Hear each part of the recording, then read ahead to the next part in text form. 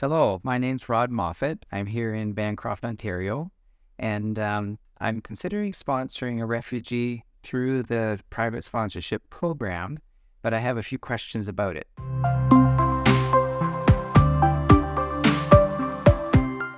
So I'm here to ask Stephen Watt about those questions.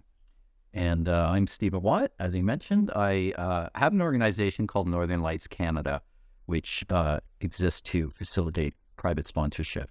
But it's all volunteer run. It's very unofficial. So I'm just here speaking from my own experience, and I'm thankful to be here. Very good. So my first question, if I sponsor a refugee, does it cost money? It doesn't cost the sponsor, money necessarily. You can contribute if you want.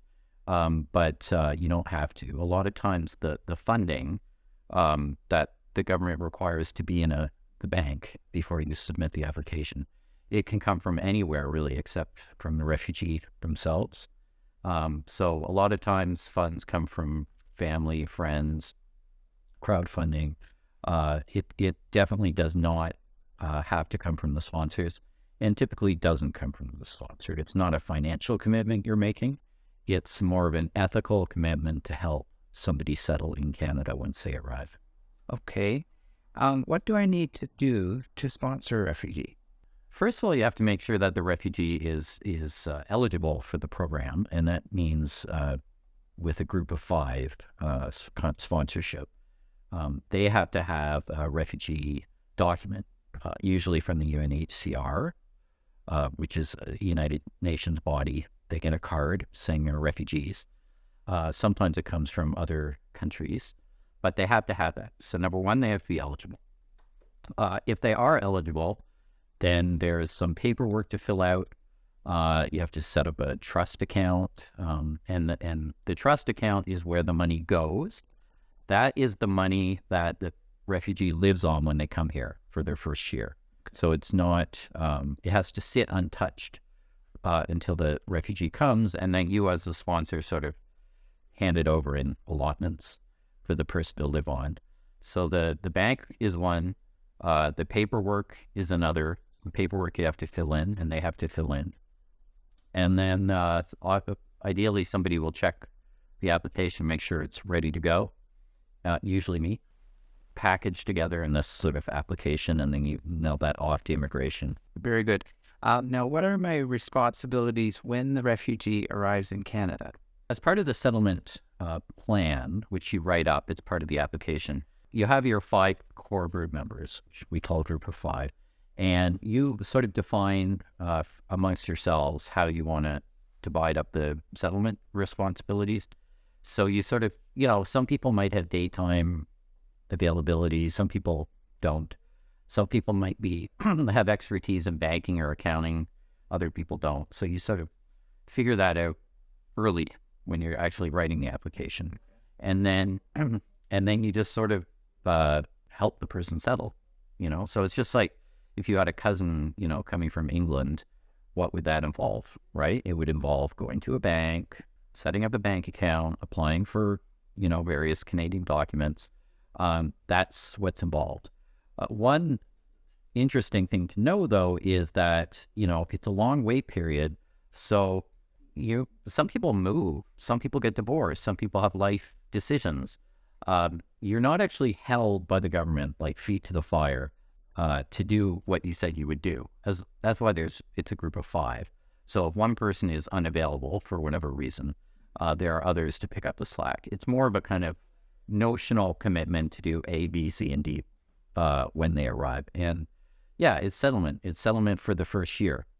That's the sort of term of the commitment. But, often people stay very connected with the refugee for years. It can be a lifelong relationship, to be honest. Okay. Am I responsible for the education of the refugee? It's up to the person arriving whether they want to pursue education in Canada or not. I usually advise that they do, but often people are so hungry to work when they get here, because often they're not allowed to work in the countries where they've been a refugee. They just, I want to work, I want to make money. There's a lot of sort of pent up energy. So it's often difficult to convince them to go to school, but ideally they do. Now, that's not your job as a sponsor to sort of give them an education. They would apply for a school program like anybody else. But yeah, I think it's a good just general practice to encourage people to improve their English, get a Canadian degree, maybe brush up on some skill. I would advise that, but it's ultimately up to the refugee. Okay. Yeah. And will I be responsible for refugees' financial needs after they arrive? Yeah, it's a really important point because one of the things that holds some people back from private sponsorship is they get it confused with other kinds of immigration. Like if you were to apply for your parents, you might be on the hook financially, for 20 years. This is not that program. The reason why the government requires you to have money sitting in a trust account is to cover their financial needs for their first year.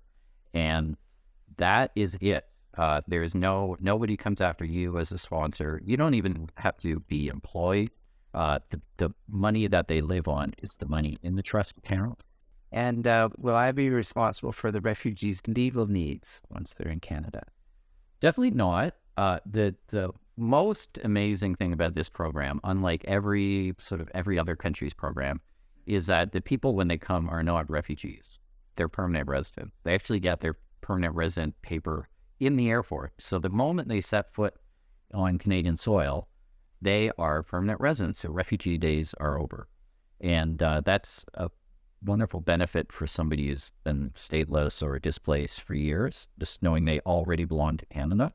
And from a legal perspective, it means that they are treated as permanent residents by Canada. And what information about myself will I need to submit to be a part of a group of 5 sponsors? Sure. So when you fill out the application, there's a settlement plan where you declare sort of who will do what in your sponsor team. Provide a piece of ID establishing that you're either a permanent resident or citizen of Canada, and something called a sponsor assessment. So it's actually not that onerous, to be honest. Do you think? Yeah. And if I don't provide the money for the refugee sponsorship budget, who does? That money can come from anywhere except from the refugee. So often it's friends and family. They might have a cousin in Australia who's doing well financially, or maybe they have somebody's got money in any country, really. You just have to make sure that you keep track of where the money came from. Who can be eligible for being part of a group of 5? So the group of 5 is, there's different ways of sponsoring refugees. There's, community sponsor, group of 5, sponsorship agreement holder. The one that I'm involved in most of the time is group of 5. And the group of 5 means 5 people who are over the age of 18. They live in the same community. They don't live in Quebec. Quebec has its own program, so that we're talking about everywhere Quebec.